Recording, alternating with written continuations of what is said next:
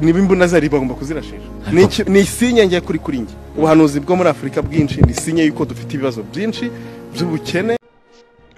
Kimwe mu bihugu bikomeye ku isi mu bya gisirikare cyangwa se gishobora kuba ari nacyo cya mbere gikomeye mu bya gisirikare cyangwa se gifite intwaro nyinshi, akaba ari igihugu cy'Uburusiya, akaba ari nacyo gicuruza intwaro nyinshi mu bihugu bya Afurika.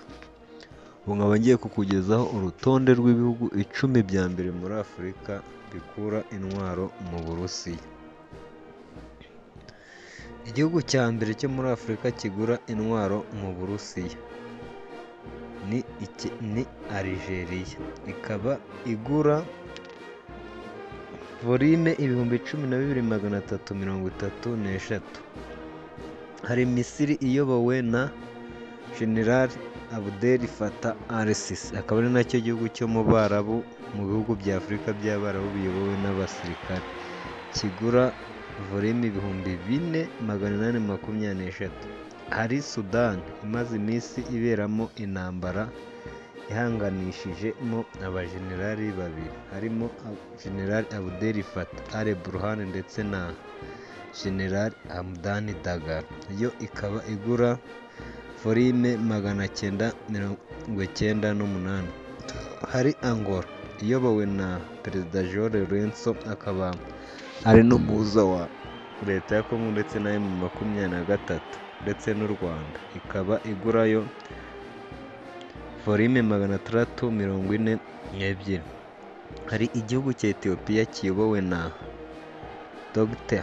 Lieutenant Colonel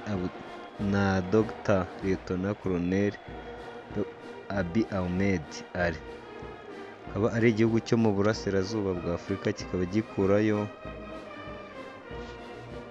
volume 615. Hari igihugu cya Nigeria kiyobowe na Bola Tinubu, iki akaba ari nacyo gihugu gifite abaturage benshi muri Afurika dore ko benda gukabakaba muri miliyoni 200, kikaba gikurayo volume 314.